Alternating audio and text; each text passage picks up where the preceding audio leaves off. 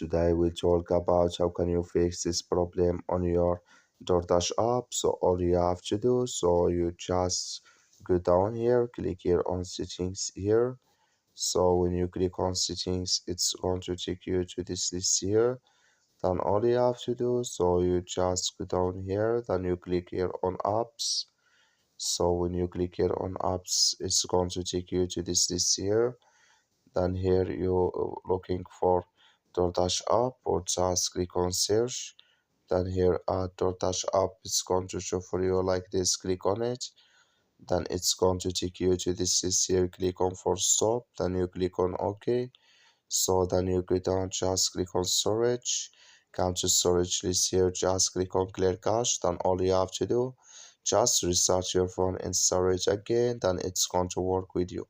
That's all you have to do. Thank you for watching. Don't forget to support us by like and subscribe.